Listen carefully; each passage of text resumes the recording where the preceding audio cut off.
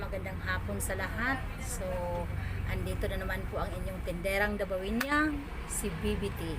So, ngayon, meron tayo mga ilan-ilan lang na mga tips or dahilan kung bakit kailangan natin magpundar. So, yun ang ating topic ngayon. So, sana mapaliwanag ko ng mabuti sa inyo kung para naman sa akin kung ano ang dahilan kung bakit kailangan natin magpundar. Yun ang gusto kong itapik natin ngayon. So alam ko lahat naman tayo may mga sari-sariling mga eksplanasyon kung bakit kailangan natin magpundar. So alam kong makakarelate ang iba nito, lalong-lalo na aking mga katimsari. Or kahit lang hindi mga katimsari, lahat ng nagbi-business or lahat ng hindi lang sa business, lahat ng mga nagtatrabaho or nagsusumikap, hindi ba? So yan ang ating topic ngayon. So ngayon, hindi na natin patatagalin para mabilis tayo. Ang una nating dahilan ay para naman sa akin ay para number 1, para masustain natin ang ating pangangailangan. So ano-ano ba itong mga pangangailangan? So sa akin kasi general ano ko na yon. So ano yung ating mga pang-araw-araw na mga pangangailangan? Alam na natin ito lahat. Pero gusto ko lang din yung idagdag yung aking sariling opinion. Ayun. Siyempre para sa akin, ano ba yung ating mga pangangailangan? Siyempre yung mga pang-araw-araw natin na pangangailangan. Pagkain, yun ang pinaka talaga. Pagkain, mga babayarin. Ano yung pasok doon sa mga babayarin na yun? Siyempre number 1, kung may hinuhulugan tayong lote. 'Di ba? Yun. Pangalawa, light, mga bills natin, light, water. 'Di ba? Insurance, kung meron man tayong insurance, hindi ba kasali yun eh, insurance. Kung meron din tayong hinuhulugang mga motor, mga bike, o ano-ano pa dyan, mga car, hindi ba? Panglima, rental. Ayun, yun ang mga pangangailangan natin, na bakit kailangan talaga natin ipursigi ang sarili natin na magkaroon tayo ng hanap buhay.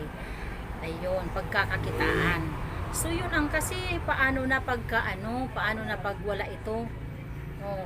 O siyempre talagang kayod talaga tayo. Todo kayod talaga tayo. Ayun, yun ang aking number 1 para masustain natin ang ating pangangailangan. Yun. Pangalawa, edukasyon. Edukasyon ng ating mga anak. Diba? Kailangan natin magpaaral sa ating mga anak. Tuition nila, mga uniform nila, nandoon na yung package na yun doon sa edukasyon eh. Mga babayarin nila, mga project, or kung pamasahe, allowance, yung mga ganyan eh. Yun ang ating mga kailangan nating tandaan parati, na hindi tayo pwedeng lalatoy-latoy sa ating pagsusumika, sa ating pagninegosyo. Hindi ba? Kasi katakot-takot na gasta ang ating iniisip buwanan eh. Ang dami. Marami talaga. Sumaliban pa dyan, paano ang sarili natin? Bibili tayo ng pulbos, pangpaganda, hindi ba? Sa akin naman, walang pulbos-pulbos yan. Original yan kasi nangangati ako pagka may pulbos. So, may bawas na sa akin yun. Joke lang. Yun. Yan ang pangalawa natin, edukasyon. Kailangan ng mga anak natin yan. Kawawa naman kung hindi natin paaaralin. Ayun kaya tayo nagsumika para mabigyan natin ng edukasyon ang ating mga anak. Yun ang napaka-importante talaga. So paano na kung hindi tayo kayod, diba? Kasi sa ating mga magulang, ang ginagawa talaga natin kayod kalabaw eh. Kasi kung lalampa-lampa tayo, walang mangyayari, diba? Yun ang ano doon, yun ang point ko doon. Although, may iba-iba naman tayong mga dahilan kung bakit kailangan natin. Pero ay siguro naman sa mga sinasabi ko, may iilan na makaka-relate. Although alam ng lahat. Ito talaga. Yun lang, gusto ko lang ipaano rin kung ano yung sa akin naman din pagka sa aking tawag niyan, sa aking sariling opinion lamang din po. Sinishare ko lang din po. So, pangatlo, ito ang para sa akin, ito ang pinaka-importante. Ito talaga, tatatlo lang ang binigay ko eh. Tatlong dahilan bakit kailangan nating magpundar. Lalo na habang tayo ay malakas pa, malusog pa, malakas. Ayun. So, ito ang pinaka-importante sa akin. Pinakamahalaga sa lahat ng mahalaga. Yung number 3, last is isang parang kailangan lang natin tanungin ang sarili natin. Yun ang pangatlo para sa akin. Patanong paano na ako pag ako'y matanda na? So, ma-imagine natin yun. Bakit ano yung sinasabi ni BBT? Bakit paano na ako pag ako'y matanda na? Parang, aywan ko lang sa iba kung makukuha agad yung point ko doon. Yun ang para sa akin pinaka-importante sa lahat talaga. Kaya hindi pwedeng hindi pagkasama yung tatlo eh. Hindi pwedeng alisin ko yung pangatlo eh. Kasi yun ang sabi ko nga, karugtong ng buhay ko. Ayan. Tama ba 'yon?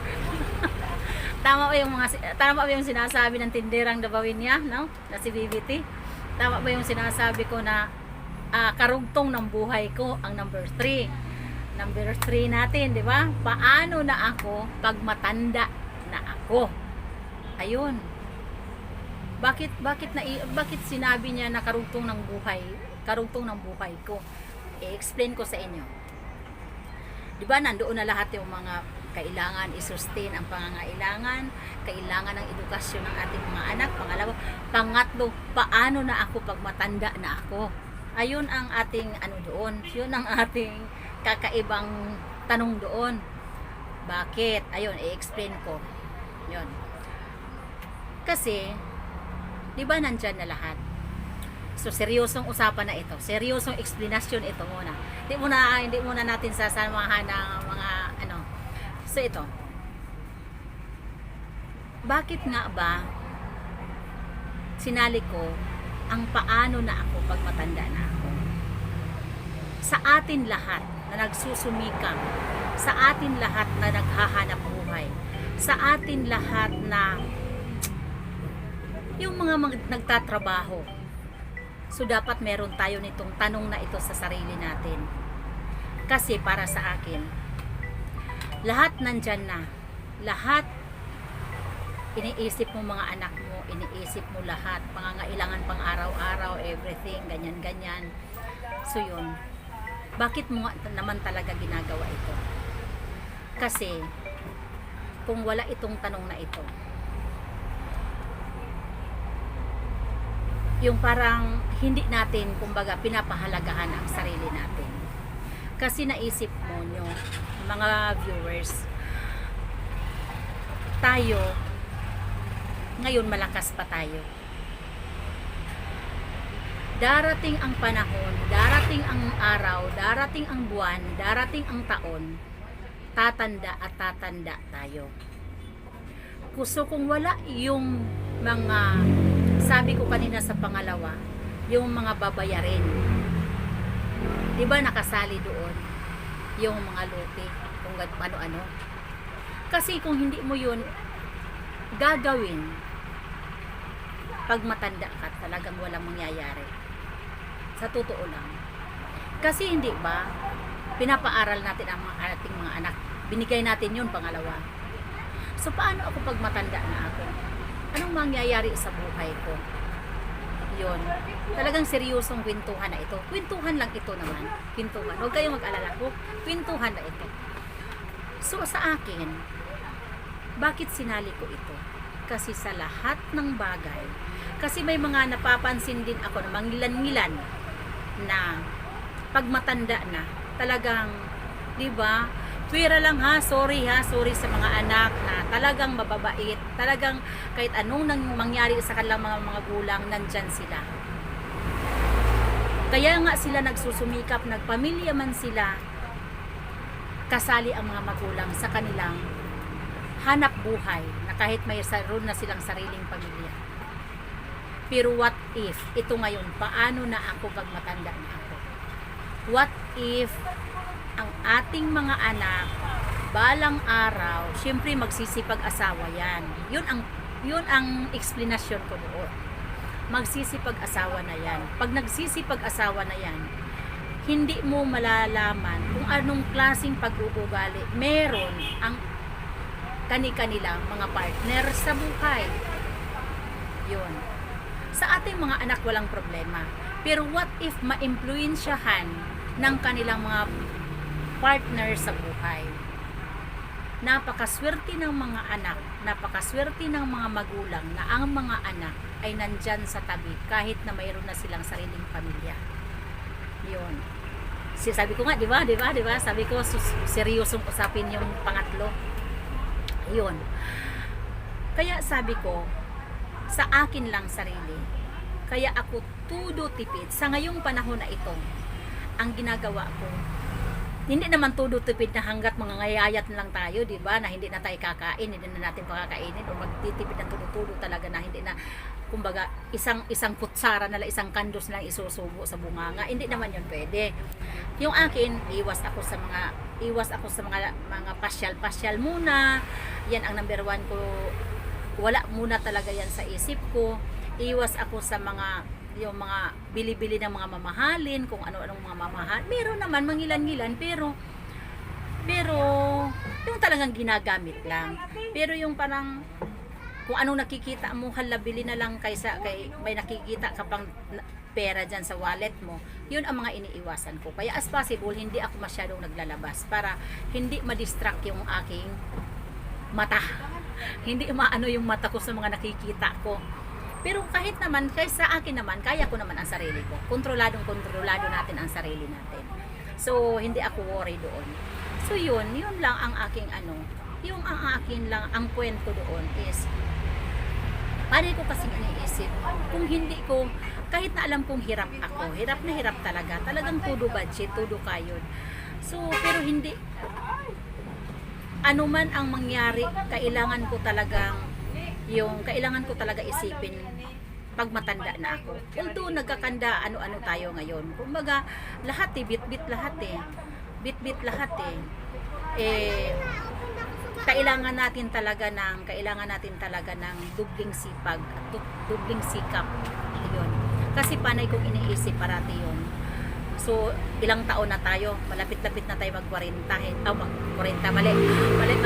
malapit-lapit na tayo mag-50, malapit na tayo maging senior. So, yung pagkatapos naman ng mga bata mag-aral, hindi natin alam kung ano yung gusto nila sa buhay nila. Although gina-guide natin, although binibigay natin ang best natin na pagdisiplina sa ating mga anak.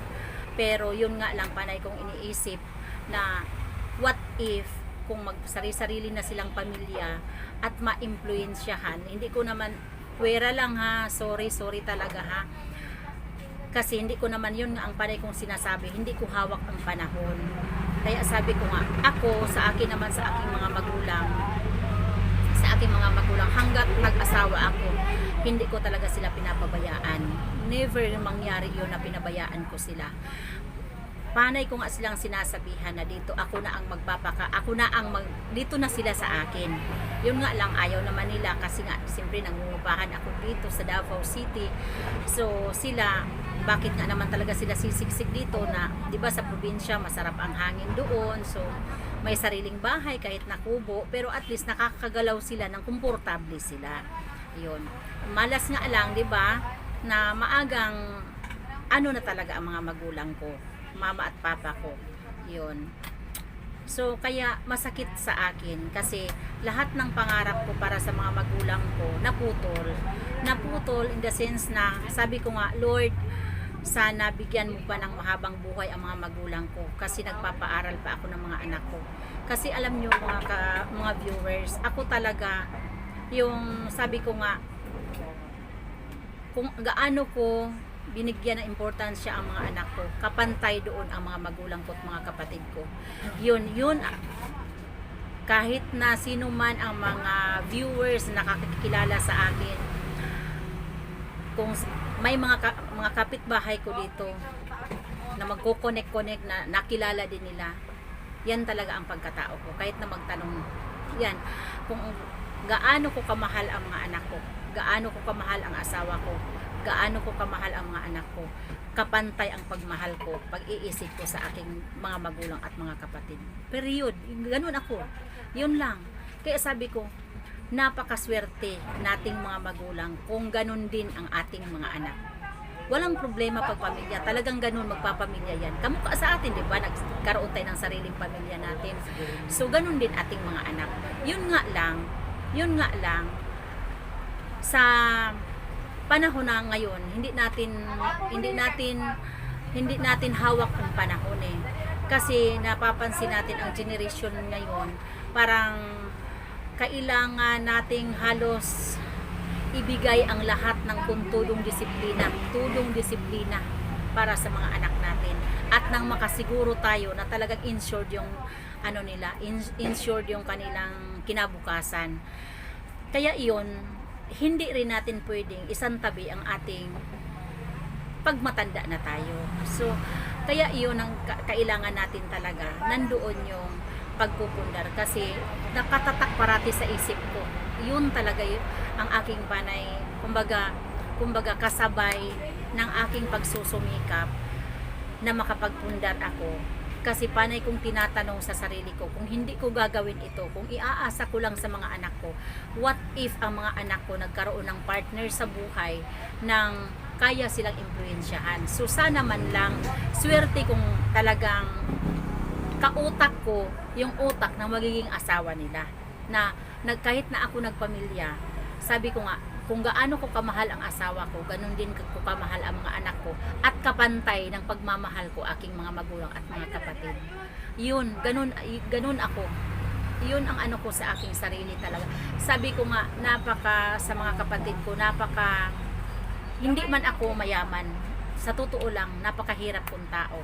Pero kahit na ganito ako, anuman ang problema ng pamilya talagang hindi pwedeng wala ako doon sa kanila. Hindi pwede. Hindi ibig sabihin na wala ako doon, na pupunta ako doon sa bahay nila.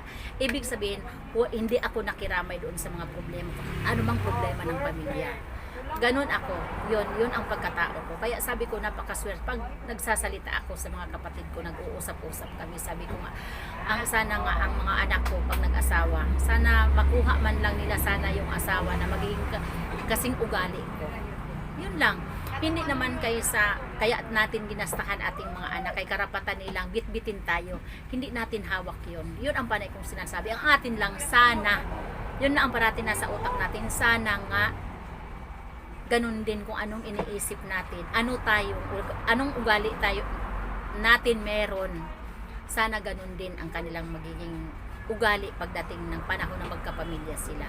Pero yun nga lang, panay kong sinasabi, what if kung hindi?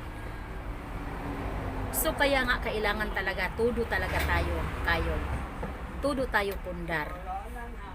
Itudo natin habang kaya ng katawan natin, habang malakas pa tayo, habang may pagkakakitaan pa tayo, itudo na natin.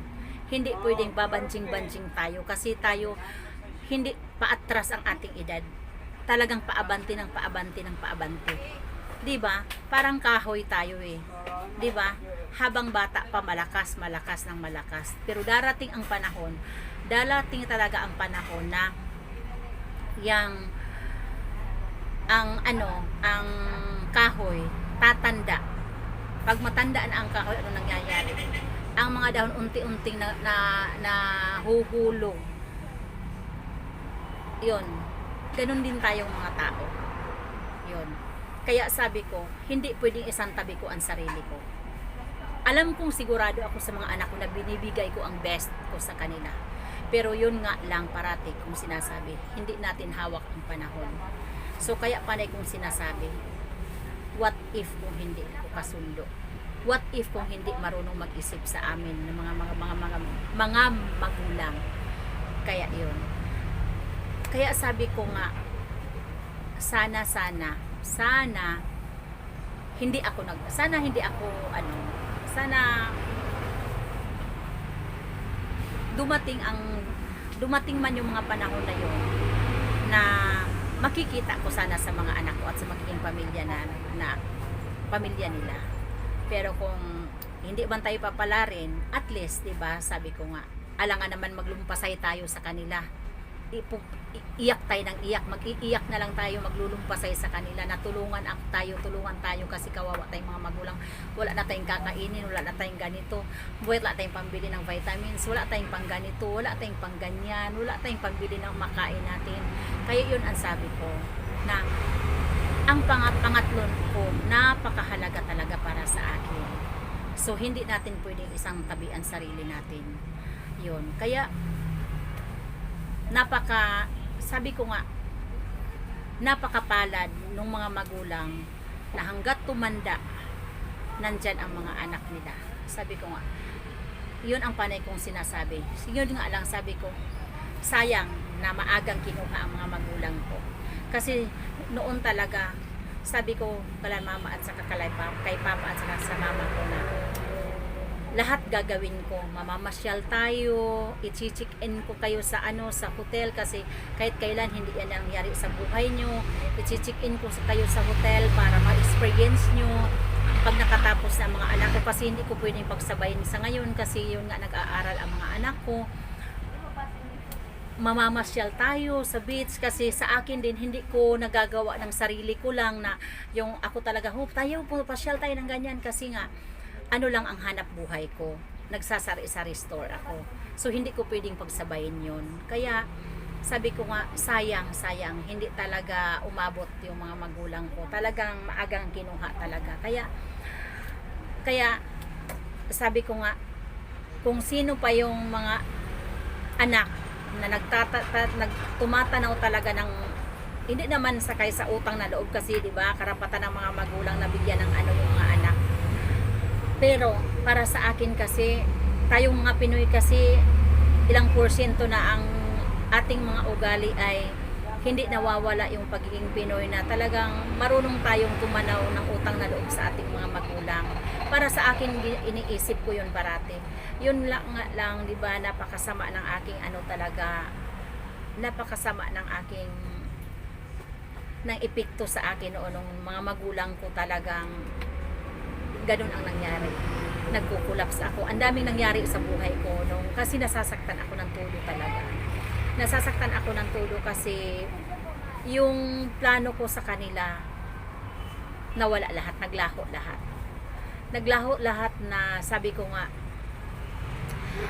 kasi napapansin ko at nakikita ko talaga sa mga kung saan na yung kanilang mga magulang. Naiiyak ako pag nakikita ko yung mga matatanda na yung parang pinabayaan ng mga anak. Sobrang nakakaawa talaga kasi nga, 'di ba, magulang natin 'yan. Parang anuman ang ugali ng ating mga magulang natin 'yan. Walang makakapalit sa kanila. Kasi 'yun ang sabi ko. Ang asawa pwede palitan. Pero ang magulang, kapatid hindi. Ganun ako mag-isip. Ako pwede rin akong palitan ng asawa ko. Pero ang magulang ko at mga kapatid ko hindi pwedeng palitan. Walang pwedeng pumalit. Kaya sabi ko sayang. Pero sana sabi ko nga,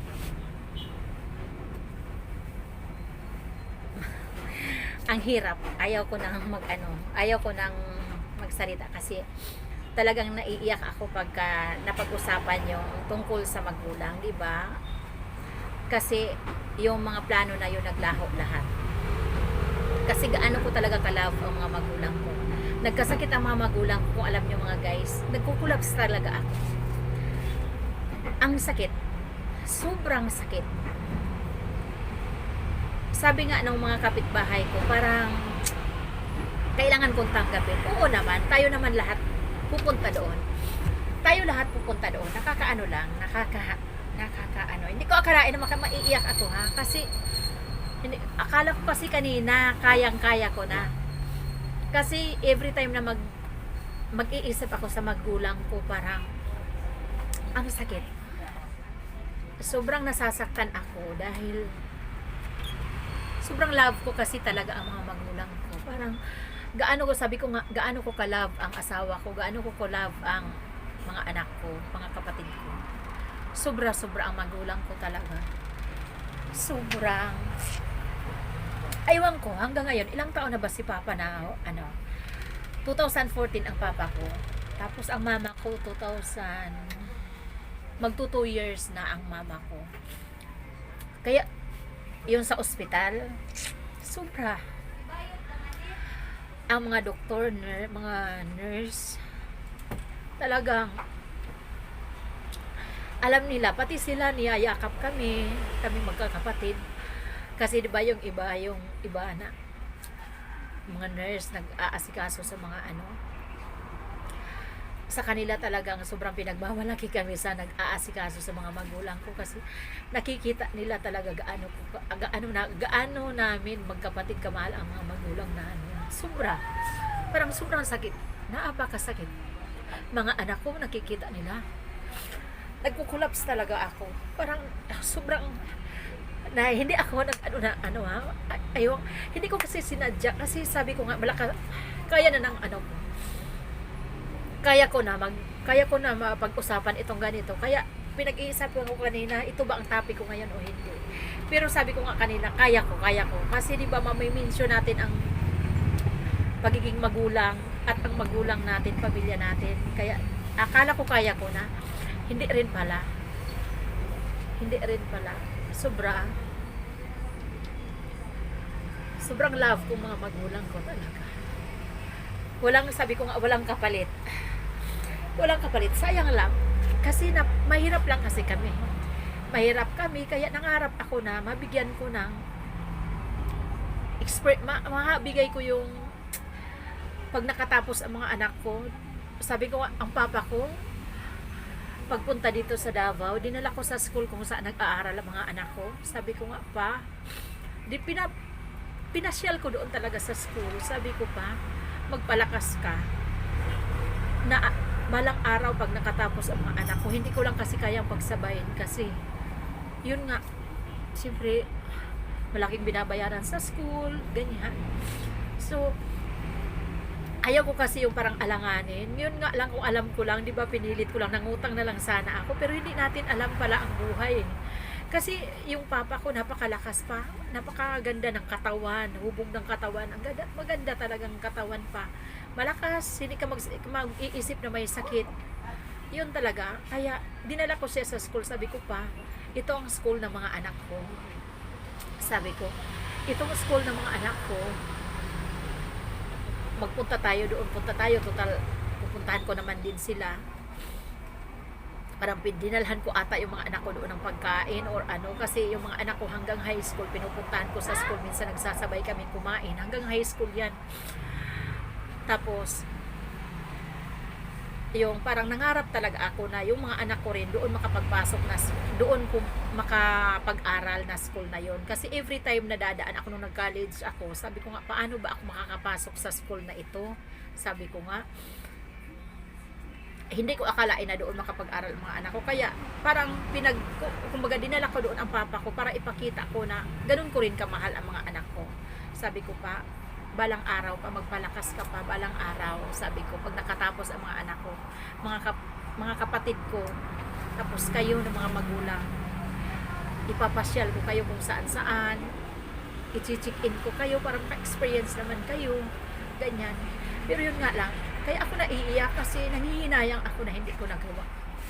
Kaya panay kong, yun nga sinasabi ko, kasi nga yung ng papa ko, di ba, nakwentuhan na lang din natin.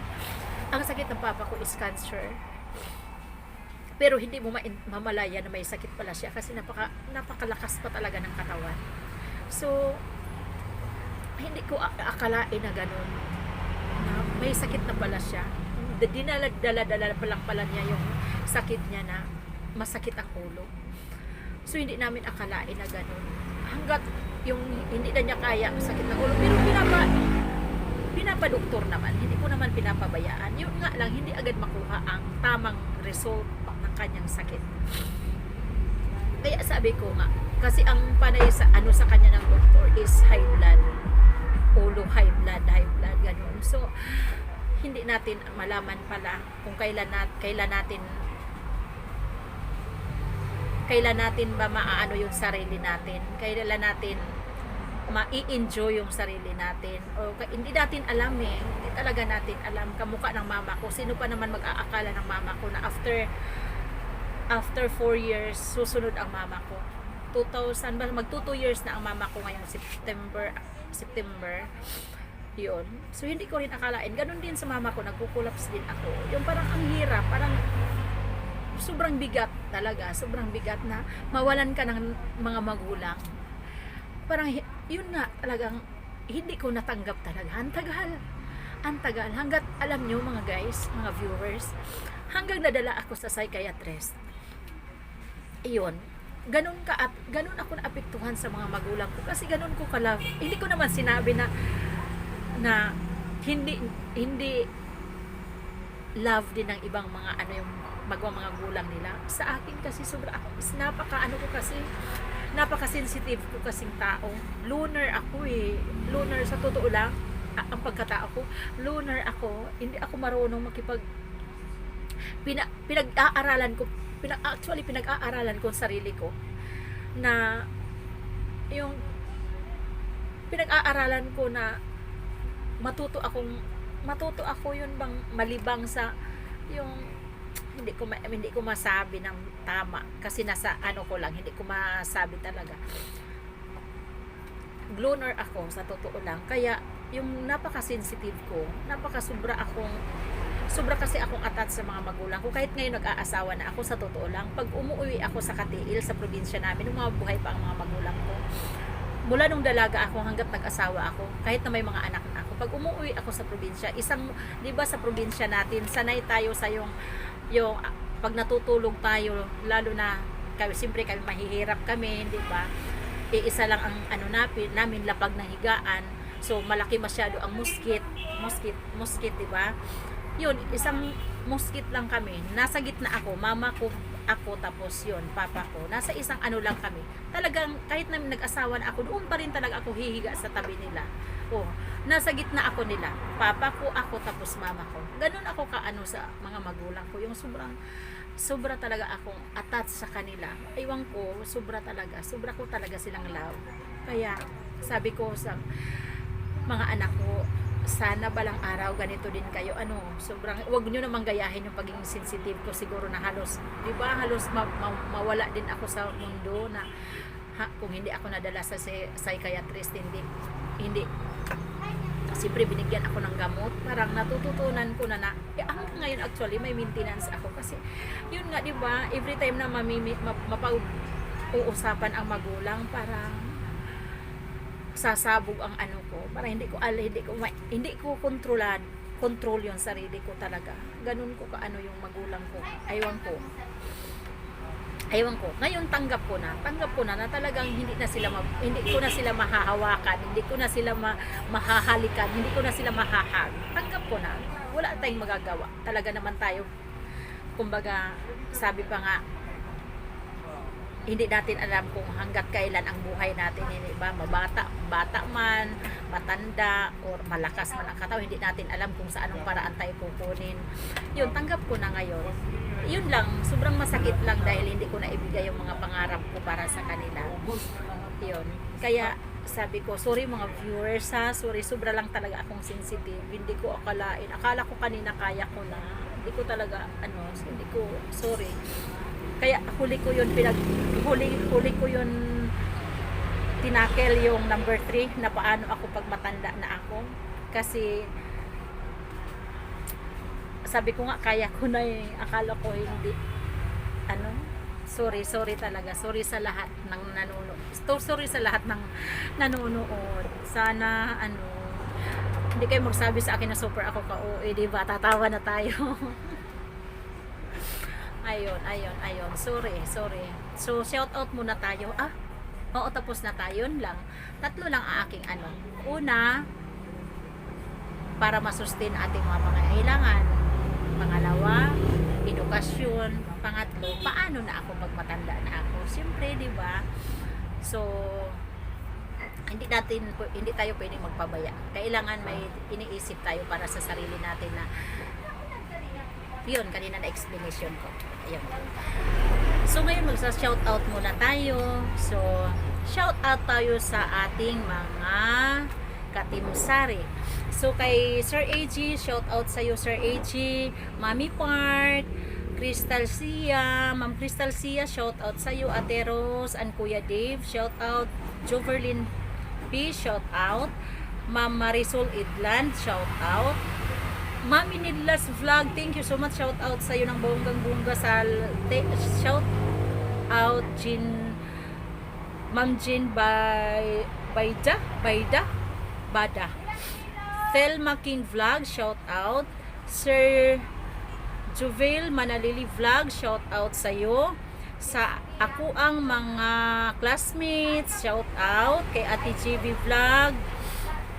Shout out sa Virginia, thank you so much. Alam nyo, ang Virginia nagbigay sa atin dito ng stocks, spaghetti, macaroni, mga sauce, yun, mga pasta nila, nag-drop sila sa atin dito kasi kinuntak tayo kung mag-aano ba tayo, pwede ba akong magtawag niyan, magpakain ba, ano ba, magpi-prepare niyan para i-serve sa mga frontliner. Sabi ko, pwede, walang problema, welcome, walang problema sa akin. So, inaano ko lang kasi sa Davao City is pag Sunday, close lahat ng tindahan, kainan, so may karinderya tayo, konti sideline, dagdag income, so sarado ng Sunday. So, sabi ko nga, pwede, mahahanapan natin yan ng time. So, pwede tayo mag-serve doon sa kasi malapit sa akin dito is wala akong naisip kaagad kundi is So, syempre, at least naman lang kahit sa ganyang paraan makakaano tayo sa mga frontliner, mga trabahante, di ba? Pang snacks. So, gagawa tayo bukas ng ipapakita ko sa inyo gagawa tayo ng spaghetti. So, ano pa ba? Macaroni, ewan ko lang kung anong tawag noon, macaroni na ano ba yun, Paul? Macaroni na basta, ganun, macaroni. Tapos yung mga guard, di ba madaming guard talaga sa SM. So yun, magsiserve tayo doon sa kanila. Hopefully bukas magagawa ko. So mayroon tayo dyan. Meron tayo. Thank you, Virginia. Thank you talaga, nag-iisip ka sa ating mga frontliner. Thank you so much. So sa tulong din sa rin ni Jenny, sa ako ang friend Jenny Pendon and family, shout out sa iyo. So Lisel Hardiel and family, shout out. So kay Del Dagamak and family, shout out. Sa mga kababayan ko, friends, classmates, so mga kaparyentihan ko ngadto ka tiil, shout out kamayong tanan, shout out sa tanan. So sa lahat ng mga viewers, sa lahat ng mga subscribers ko, so sa lahat ng mga organic viewers, maraming salamat po. Sa mga nag-subscribe sa akin, maraming salamat po sa suporta nyo. So, yun, sobrang nagpasalamat talaga ako. Sobrang nagpasalamat ako. Within how many days na tayo? 18 days ngayon. 18 days na tayo mula nung nagkumpisa tayo. So super thank you so much. So naanapod mi customer na puging customer na mo. So pugi gyud ba no? Mapapansin. So yun. At sa lahat ng mga mga nanonood na hindi pa subscribers, sana matulungan niyo po ako ng marami.